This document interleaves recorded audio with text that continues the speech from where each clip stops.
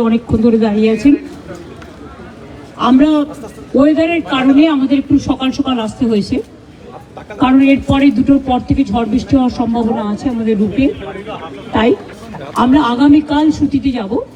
ওখানে বিডিও অফিসে যারা আমার সাথে দেখা করতে চান, তারা যাদের মানে ক্ষতিগ্রস্ত হয়েছে বা কিছু, তারা আমার সাথে কথা বলতে পারেন। সেটা পুলিশ অ্যারেঞ্জমেন্ট করে নিচ্ছে, অ্যাডমিনিস্ট্রেশন।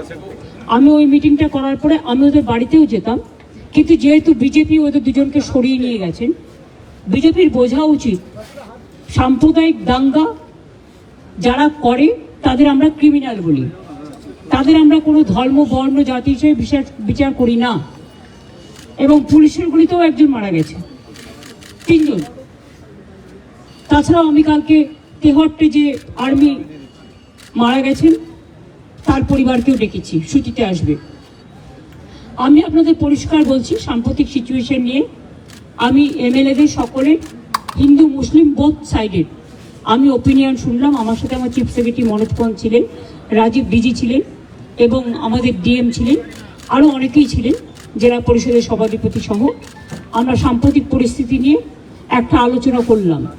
আর এই জেলায় আমি দেখছি বহিরাগত কিছু লোক এসে ধর্মের নামে বিধর্ম কথাবার্তা বলে, আমি কোনো কমিউনিটিকে এর জন্য দোষ দেবো না। কয়েকজন ধর্মীয় নেতা সেজেছেন, যারা যখনই পালে বাঘ পড়ে, পালে বাঘ না পড়লেও তারা বাঘ বাঘ করে চিৎকার করে রাজনৈতিক ফয়দা নেয়, এবং তারাই কিন্তু দাঙ্গা ঘটিয়ে সবচেয়ে আগে পালিয়ে যায়। এই শত্রুদের গৃহশত্রু, মানে যারা জেলার শত্রু, বাংলার শত্রু, আমি কাউকে শত্রু বলে মনে করি না, সবাই আমার মিত্র, কিন্তু দাঙ্গা যারা লাগায় তাদের আমি মিত্র বলে মনে করি না। পরিষ্কার কথা হচ্ছে, মুর্শিদাবাদ জেলার একটা ইতিহাস আছে, সংস্কৃতি আছে। একসময় মুর্শিদাবাদ জেলা, আপনারা জানেন, বাংলার রাজধানী ছিল। মুর্শিদাবাদ জেলাকে কেন্দ্র করে এবং যে দুটো পার্টে মাত্র 2টো ওয়ার্ডে গন্ডগোল হয়েছে, সেটাও কারা করিয়েছেন, প্ল্যান করে, কি করে করিয়েছেন, কিভাবে করিয়েছেন, আমি এই কটা দিন ধরে অনেক ক্রস চেক করেছি, রেকর্ডও করেছি। আপনারা অনেকে godi media, sorry to say the word, এটা আমি বলি না, সব লোক বলে, যা খাইয়ে দিচ্ছেন আপনারা তাই খাচ্ছেন, কিন্তু সেটাকে বদ হজম হচ্ছে, সেটা হজম হচ্ছে না। এটা কিন্তু মানুষে মানুষে বিভাজন হচ্ছে। 2-3টে লোক আছে যারা এই গন্ডগোল পাকাচ্ছে। তারা নাকি বিরাট বিরাট ধর্ম নেতা, মানে ধর্মের নামে বিধর্মী নেতা, অনেক বড় বড় কথা বলেন। আর আর্থিক উৎস আমার মনে হয় বিজেপির নেতাদের জিজ্ঞেস করবেন, তারাই বলে দেবে। আমি পরিষ্কার বলছি, এর টোটাল সত্য তথ্য। আর কিছুটা আমার বাকি আছে, পেয়ে গেলে প্রেসের সামনে আসবে। কারা করেছে, কিভাবে প্ল্যান করে করেছে। আমি নিজে হিন্দু নই, আমি নিজেও তো হিন্দু পরিবারের মেম্বার, তো আমি কেন হিন্দু মুসলমান করব? কিন্তু আমি যখন চেয়ারে থাকি বা কোনো রাজনীতি করি বা কোনো সংগঠনে থাকি, আমার কাছে হিন্দু মুসলমান শিখ খ্রিস্টান জৈন ঈসাই পারসিক সবাই সমান। আমি চাই না কোনো সম্প্রদায়ের লোক বাংলায় কোনোভাবে আক্রান্ত হোক। চক্রান্ত করে এত ভয় কিসে? তোমরা তো ঘুরে গেছো, ঘটনা ঘটার পরের দিনই মানবাধিকার কমিশন চলে এলো। কই মণিপুরে তো যায়নি, 2 বছর ধরে গন্ডগোল হয়েছে।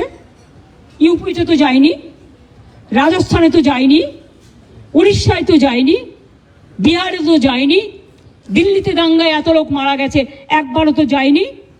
হঠাৎ কি হলো? পরের দিনই, ঠিক নোটবন্দির পরের দিন পেটিএমের অ্যাডভার্টাইজমেন্ট বেড়েছিল, দেখেছেন?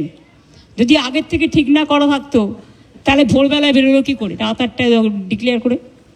সেই রকম মনে রাখবেন যে একেবারে প্ল্যান করে এই ঘটনা ঘটানো হয়েছে, এবং যারা এই ঘটনায় পরিচিত হয়েছেন, প্রভোক্ট হয়েছেন এবং একটা কমিউনিটি আর একটা কমিউনিটির উপর ঝাঁপিয়েছেন, তাদের আমি বলবো এসব কিন্তু বাংলা সহ্য করবেন না। আমি কারো বিরুদ্ধে নই, কিন্তু আমি দাঙ্গার বিরুদ্ধে, আমি চক্রান্তের বিরুদ্ধে, আমি ষড়যন্ত্রের বিরুদ্ধে। মমতা ব্যানার্জি মাকারি বাড়ি স্কাই ওয়াক করলে তখন কোয়েশ্চেন হয় না?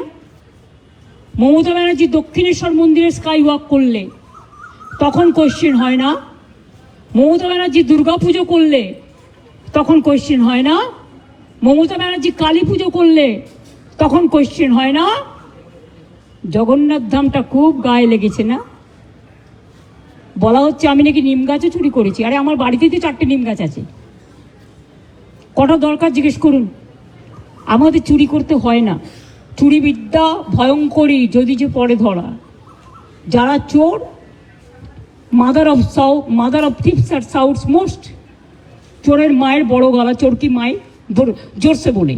তুমি যদি হিন্দু ধর্মের সমর্থক হও তাহলে তুমি জগন্নাথ ধাম নিয়েও, মমতা ব্যানার্জি নিমকাঠ চুরি করে জগন্নাথ ধাম করেছে, মমতা ব্যানার্জির এই অবস্থা হয়নি। আমাদের মূর্তি তো মার্বেলে ছিল। জগন্নাথ মূর্তি কিনতেও পাওয়া যায়, এটা মাথায় রাখবেন। আমার বাড়িতেও তো আছে, আপনাদের অনেকের বাড়িতেই আছে। ওটা নিয়ে এসছেন দৈত্যপতি, যে জায়গা থেকে বলছে সে জায়গা থেকে নয়। তাকে কাল ডাকা হয়েছিল, আমি শুনেছি। তিনি স্ট্রেট বলে দিয়েছেন, না তোমরা যেটা বলছো সেটা নয়, এটা আমি আমার নিজে অন্য জায়গা থেকে করেছি। আমি শুনেছি তাকে আবার কোয়েশ্চেন করা হয়েছে, তুমি কেন পুজো করতে গেছিলে? নোটিফিকেশন দিয়েছে কেউ যাবে না জগন্নাথ ধামে, কোনো পুরোহিত। আবার তাকে বলা হচ্ছে কি একটা যেন বলেছে, 3টে পয়েন্ট বলেছে, আমি দেখলাম কোনো একটা মিডিয়াতে। এত গায়ে লাগছে কেন? আমরা তো সবাই পুরীতে যাই, কই আমরা তো এই কোয়েশ্চেন করি না? আমি তো পুরীতে গেলে RSS বিক্ষোভ দেখায়, বিজেপি বিক্ষোভ দেখায়, ভুলে গেছেন? লজ্জা করে না? আর জগন্নাথ ধাম নিয়ে এত হিংসা। যখন আপনাদের আলুর টান পড়ে বাংলা যোগায়। আমি উড়িষ্যাকে ভালোবাসি। যখন আপনাদের সাইক্লোনে ইলেকট্রিসিটি সব ভেঙে যায়, সমস্ত রাস্তার পাইপগুলো, ওয়্যারগুলো নষ্ট হয়ে যায়, আপনারা আমাদের ইঞ্জিনিয়ার চান আমাদেরও সাইক্লোন হয়, তা সত্ত্বেও আমরা কিন্তু পাঠাই। আমাদের বাংলার টুরিস্টরা সবচেয়ে বেশি যায় উড়িষ্যায়, জগন্নাথ দেবের উল্টো রথে বলুন, সোজা রথে বলুন, সারা বছর ধরে। তো আমরা যদি একটা জগন্নাথ ধাম করি, আপনাদের আপত্তির কি আছে? আপনারাও ভালো থাকুন, বাংলাও ভালো থাকুক। আপনারা কেন আমাদের লোকেদের ধরে মারছেন? আমার কাছে খবর এসছে উড়িষ্যায় বাংলায় কথা বললেই তাকে মারা হচ্ছে। মহারাষ্ট্রেও হয়েছে, উত্তরপ্রদেশেও হয়েছে, বিহারেও হয়েছে। আমি শুধু একটা কথা বলবো, আপনারা আমাদের পরিযায়ী শ্রমিকদের ওপর বাংলায় কথা বলছি বলে অত্যাচার করছেন, আমরা কিন্তু করব না। এটাই আপনাদের সাথে আমাদের তফাৎ।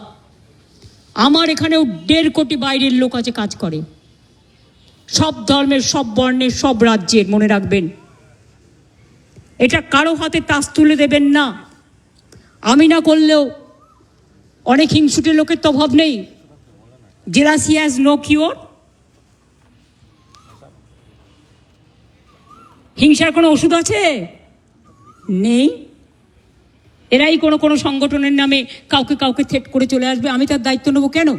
আমি পরিষ্কার বলে দিচ্ছি, আমরা চাই না কারোর সাথে কোনো ভুল বোঝাবুঝি হোক। আমি তাই উড়িষ্যা গভর্নমেন্টকে, বিহার গভর্নমেন্টকে, রাজস্থান গভর্নমেন্টকে এবং আমার চিফ সেক্রেটারি আজকে চিঠি পাঠাচ্ছেন হোম সেক্রেটারিকেও।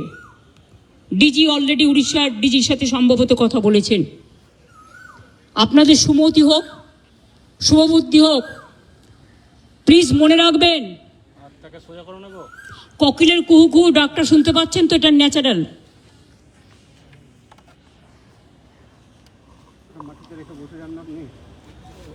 এই ডাক শুনতে আমাদের খুব ভালোবাসি আমরা। কিন্তু কাক আবার কর্কশ কণ্ঠে কিন্তু ডাকে।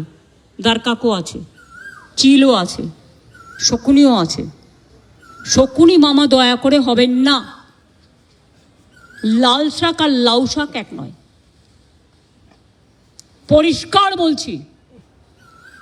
আমি নয়, দুটো পরিবারের সাথে দেখা করে 10 লক্ষ টাকা করে আমাদের কমিটমেন্ট ছিল, হাতে তুলে দিয়ে আসতাম। তো আপনারা লুকিয়ে নিয়ে গেলেন কেন? এটা কিডন্যাপিং করে নিয়ে যাওয়া নয়, কাউকে নিয়ে যাওয়া।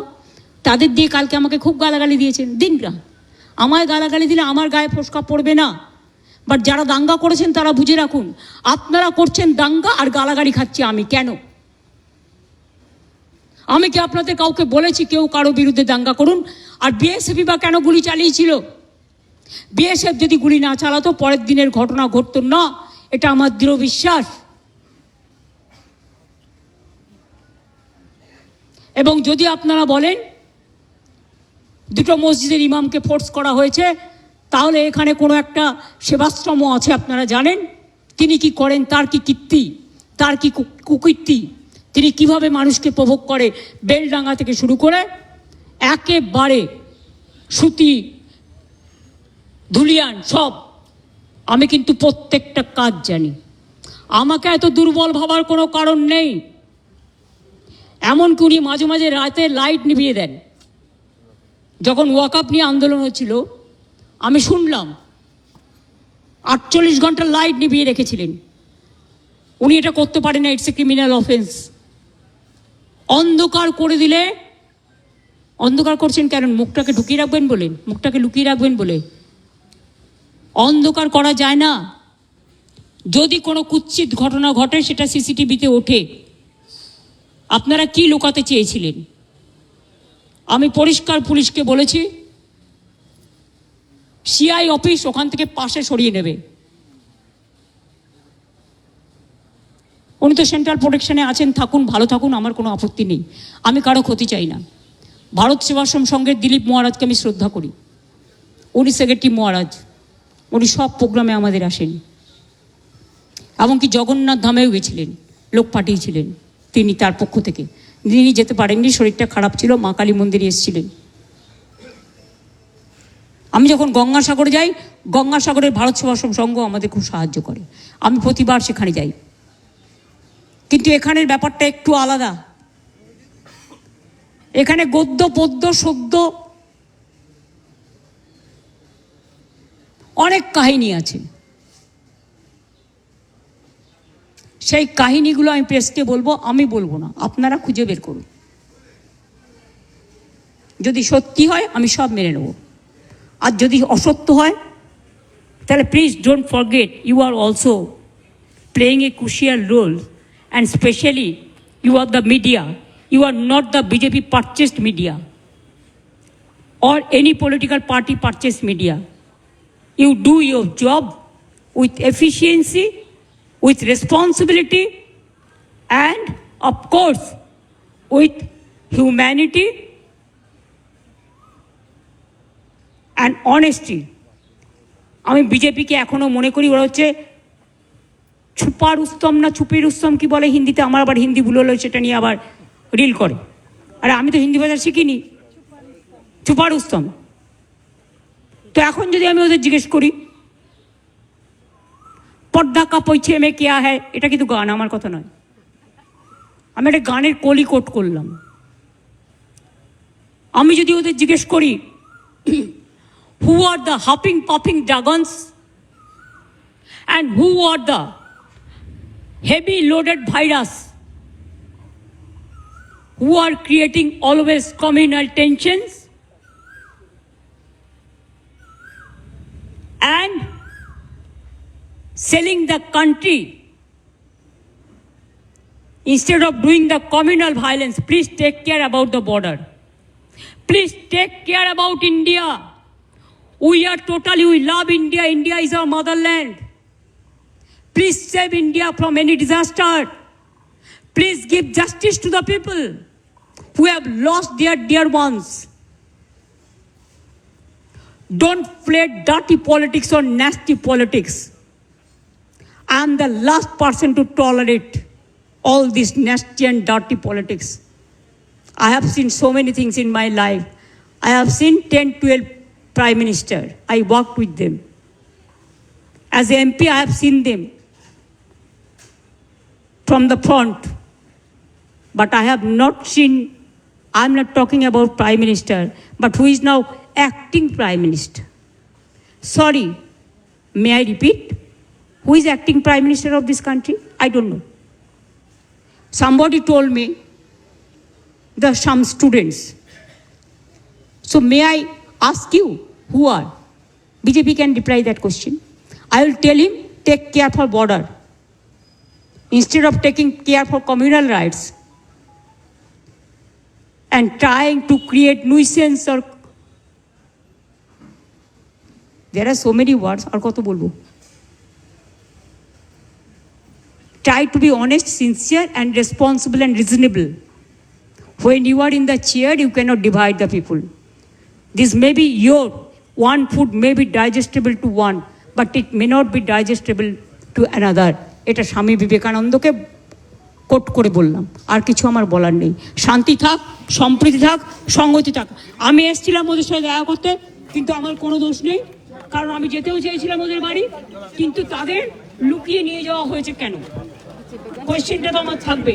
তার মানে ডাল মে কি কুছ কালা হ্যায়?